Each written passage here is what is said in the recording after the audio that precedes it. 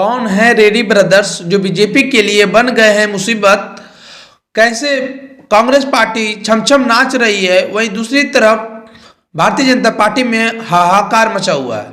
ये सब मैं बताऊंगा। उससे पहले मेरा परिचय, मैं हूं संजीव कुमार।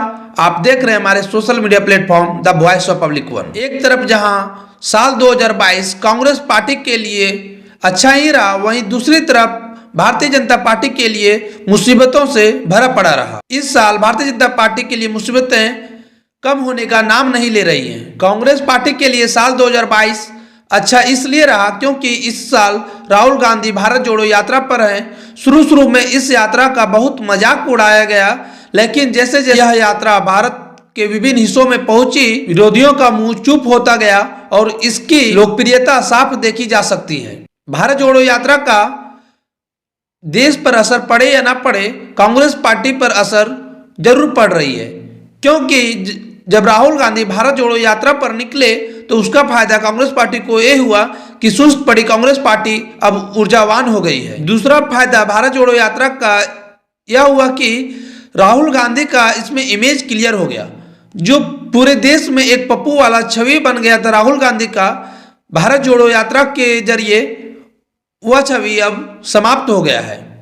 अब लोग राहुल गांधी को सीरियसली लेने लगे हैं, उनकी बातों को लोग सुनना भी पसंद कर रहे हैं और साथ ही साथ दिन प्रतिदिन भारत जोड़ो यात्रा में भीड़ भी बढ़ रही है और उसकी लोकप्रियता भी बढ़ती जा रही है। इस यात्रा को करने के बाद 2024 में लोकसभा चुनाव में शायद कांग्रेस पार्टी वापसी कर सकेगी या नहीं, ये तो मुझे नहीं पता, लेकिन इतना जरूर है कि इस यात्रा का फायदा कांग्रेस पार्टी को यह जरूर मिलेगा कि लोकसभा में उनकी सीटें कुछ बढ़ सकती हैं और 2019 के मुकाबले 2024 में वो मजबूत स्थिति में दिख रही है।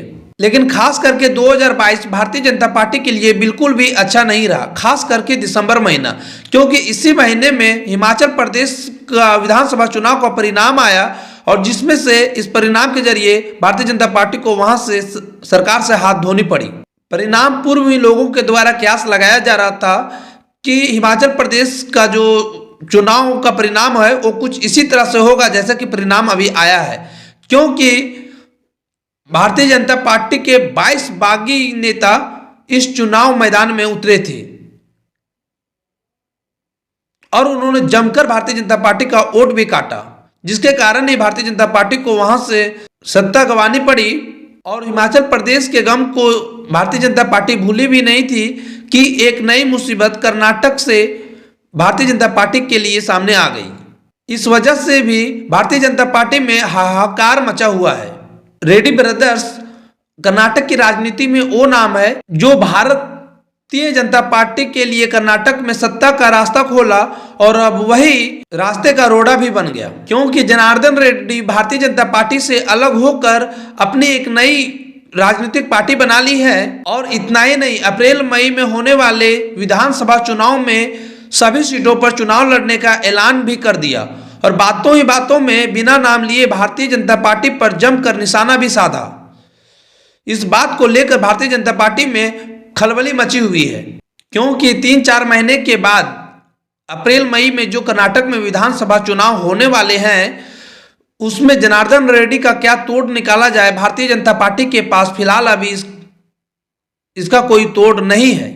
और यह क्लियर है कि यदि जनार्दन रेड्डी कर्नाटक विधानसभा चुनाव में सभी सीटों पर चुनाव लड़ते हैं तो भारतीय जनता पार्टी के लिए सत्ता में आने का एक बहुत बड़ा रोड़ा भी बन सकते हैं। जनार्दन रेड्डी कर्नाटक के कोई ऐरा गैरा नेता नहीं है, वो एक बहुत मंझे हुए राजनीतिक खिलाड़ी हैं जिन्होंने भारतीय जनता पार्टी के लिए दक्षिण भारत में सरकार बनाने का सपना पूरा करवाया। कर्नाटक में इनका अपना एक वोट बैंक भी है। इनकी ताकत और सियासी पकड़ का अंदाजा इसी बात से लगाया जा सकता है कि जब 2008 के विधानसभा चुनाव के परिणाम आए उस समय भारतीय जनता पार्टी को कुल 110 सीटें मिली। भारतीय जनता पार्टी को वहां सरकार बनाने के लिए अभी भी 3 विधायकों का समर्थन का जरूरत था। तब जनार्दन रेड्डी 5 निर्दलीय विधायकों का सपोर्ट लेकर वहां पे भारतीय जनता पार्टी का सरकार बनवा दी और एक अस्थिर सरकार के लिए रेड्डी ब्रदर्स ने मिलकर ऑपरेशन लोटस चलाया, जिसके तहत कांग्रेस के 3 और जनता दल के 4 विधायक को तोड़कर ले आए। जनार्दन रेड्डी पुलिस कांस्टेबल के बेटे हैं। वह 3 भाई हैं और तीनों भाई ही राजनीति में सक्रिय हैं और उनमें से फिलहाल अभी 2 भाई विधायक भी हैं। मैं आपको बता दूं कि जनार्दन रेड्डी कर्नाटक में अवैध खनन के बेताज बादशाह भी हैं। इन पर मैं एक फिर वीडियो बनाऊंगा कि कैसे वो पुलिस कांस्टेबल के बेटे से राजनीति में इतने बड़े खिलाड़ी बन गए और उनके पास इतनी धन संपदा कहां से आई और उनकी क्या सियासी पकड़ है और वह क्या कर सकते हैं अगले विधानसभा चुनाव में। इन सब तमाम मुद्दों पर मैं अगली वीडियो बताऊंगा। आज के लिए बस इतना ही। जय हिंद, जय भारत।